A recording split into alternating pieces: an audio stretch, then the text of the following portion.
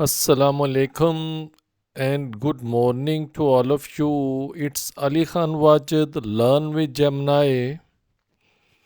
Dear students, BA या ADA, BSc या ADS, dear तुलबा तालबात, आपके फाइनल एग्ज़ाम के लिए सिर्फ 10 एसेस का एक वीडियो लेक्चर लेके आया हूँ। आपके लेवल पर ये जो आपके एसेस हैं वो आपके लिए काफ़ी प्रॉब्लमेटिक रहते हैं, इसलिए ये ज़रूरी समझा कि आपको एक ऐसा गेस दे दिया जाए कि सिर्फ 10 एसेस अगर आप याद कर लें तो आप अपने इस क्वेश्चन को अच्छे से अटेम्प्ट कर लें।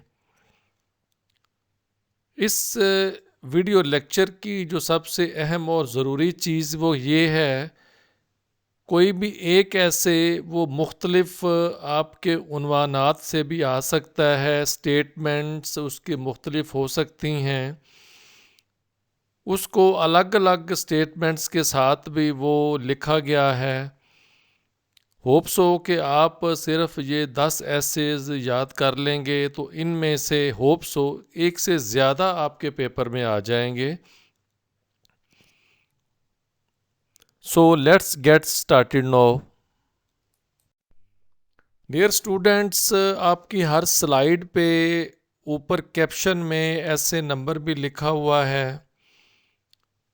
तो सबसे आपका जो पहले ऐसे है वो आपका टेक्निकल एजुकेशन है या वोकेशनल एजुकेशन है। ये काफ़ी इम्पोर्टेंट आपका ऐसे है और रिपीटेडली ये आपके एग्ज़ाम में आया हुआ है। दूसरा ऐसे जो मुझे आपके एग्ज़ाम के लिए मोस्ट इम्पोर्टेंट लगा वो आपका है जी, how to meet water crisis. ये वाला ऐसे आपका मुख्तलिफ उन्वानात से भी आ सकता है। How to overcome load shedding, ये इस हवाले से भी आ सकता है। How to overcome energy crisis, ये इस कैप्शन के साथ भी आ सकता है। और नीड ऑफ डैम्स, इनमें से कोई भी एक ऐसे आप याद कर लेंगे तो आप इन चारों में से जो कोई भी आपका ऐसे आपके फाइनल एग्ज़ाम में आ जाए तो आप उस एक याद किए हुए को ही अपने पेपर में लिख सकते हैं। डियर स्टूडेंट्स, आपका जो नेक्स्ट मोस्ट इम्पोर्टेंट ऐसे है वो आपका role of democracy in building a nation, या what is the role of democracy, या is democracy necessary in our country, या what is your opinion about democracy। ये इन उन्वानात से आप कोई एक जस्ट डेमोक्रेसी याद कर लेंगे तो ये इन सब पे मुख्तलिफ अगर आपके कैप्शंस आ भी जाएं तो आप उस पे लिख सकते हैं। नेक्स्ट आपका डियर स्टूडेंट्स ऐसे नंबर जो 4 है वो आपका टेररिज्म है। कुछ चीज़ें ऐसी होती हैं वो जो पेपर सेटर है वो जो आपके करंट इश्यूज होते हैं उनके हवाले से भी आपको वो दे सकता है। ये ऐसे भी आ सकता है, terrorism and it's impacts, terrorist activities in our country. ये इस मुख्तलिफ उन्वानात से भी आ सकता है। तो आपने जस्ट इनमें से कोई एक सा टॉपिक वो याद कर लेना है, तो फिर जिस हवाले से भी ये आ जाए आपने उसी को लिख देना है। नेक्स्ट आपका ऐसे नंबर 5 है, science in the service of man या मैन काइंड। आगे नेक्स्ट जी, horror of science, advantages and disadvantages of science, use and abuses of science, यानी कि uses and abuses of science. कोई एक आप याद कर लेंगे तो आप जिस मुख्तलिफ नाम से भी ये आ जाए आप उसी एक याद किए हो को लिख सकते हैं। Dear students, it's your essay number 6, The personality I like the best. The teacher I like the best. My hero. Yeah, my hero in history. My favorite personality. Man of unique characteristics. A nation builder. An ideal personality.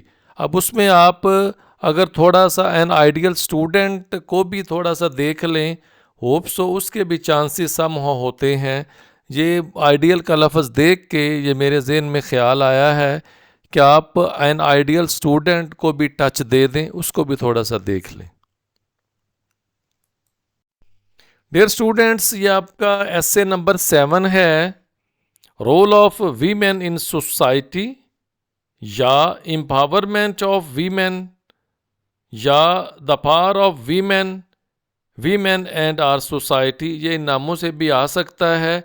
अब ये लफ्ज़ आपका empowerment से, ये power से मुझे याद आ गया कि द पावर ऑफ प्रेस, ये जो आपका मीडिया है, सोशल मीडिया, इस पे भी ज़रा थोड़ी सी आप नज़र डाल लीजिएगा। ये भी आपके जो करंट इश्यूज़ हैं उसमें काफ़ी हाईलाइटेड है, सो उसको भी आप देखिएगा। The role of press, the role of social media. Dear students, ये आपका ऐसे नंबर 8 है, ये आपका पोल्यूशन है जो कि मुख्तलिफ उन्वानात से आ सकता है। अब पोल्यूशन से लफ्ज़ मुझे याद आ गया क्लाइमेट चेंज, इस पे ज़रा थोड़ी सी नज़र दौड़ाइएगा। इस तरह भी आ सकता है the importance of greenery, trees plantation, how we can protect या रिड्यूस स्मोग, SMOG, स्मोग।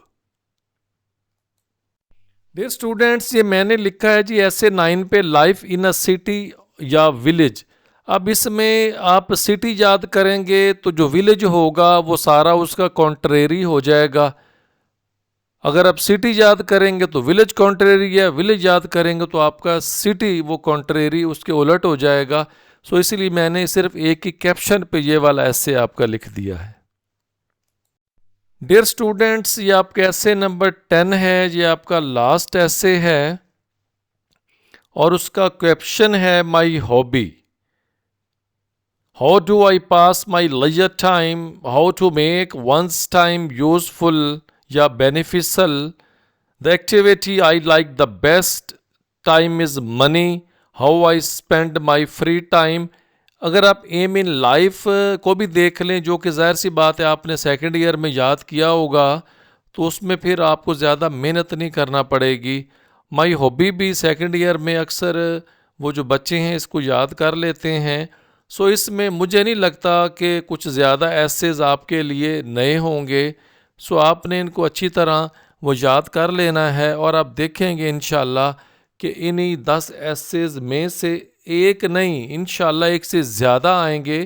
हालांकि आपके पास वो चॉइस होती है, तो आप जो फिर आपको अच्छे से बेहतरीन याद हो वो आप फिर उसको लिखें। और उसमें एक चीज़ ये है कि अगर आपको आउटलाइंस लिखनी यकीनन आती होंगी, जैसे आप सेकंड ईयर में कोटेशन के साथ ऐसे लिखते हैं, उसमें सिर्फ फ़र्क ये होता है कि कोटेशन लिख के नीचे फिर आप उसके जो इंटरलिंक्ड मटेरियल होता है वो आप वो लिखते हैं। आउटलाइंस का मतलब ये है कि पहले आप जस्ट सारे जो हेडिंग्स हैं वो नंबरिंग करके लिख देते हैं, फिर उसके आगे फिर जाके आप तरतीब एक सीक्वेंस में जो नंबर आपने पहले नंबर पे दिया होता है उसके आगे लिख देते हैं, फिर जो नंबर 2 पे आपने लिखा होता है उसके बारे में आप डिटेल लिख देते हैं। सो इस तरह जो एक इम्प्रेशन होता है आपके पेपर चेकर पे वो बड़ा अच्छा पड़ता है। डियर स्टूडेंट्स, ये लास्ट में एक रिमाइंडर कॉल है। Thanks for watching my video lecture regarding your final exam, जो आपका एसेस का है। Kindly subscribes to my channel learn with Gemini to receive notification of my all upcoming video lectures. अब जो upcoming video lectures होंगे, थोड़ा सा मैं ज़रा बता दूँ, उसमें आपके जो डायलॉग्स हैं वो होंगे उर्दू टू इंग्लिश पैराग्राफ, वो जो एग्ज़ामिनर जहाँ से चाहे दे सकता है। और हमारा अलमिया ये है कि जो हमारी ग्रामर है वो सम हो वीक है, इसलिए फिर आपको इस चीज़ का फ़ायदा भी हो जाएगा। So thanks you very much, take your time and have a good day.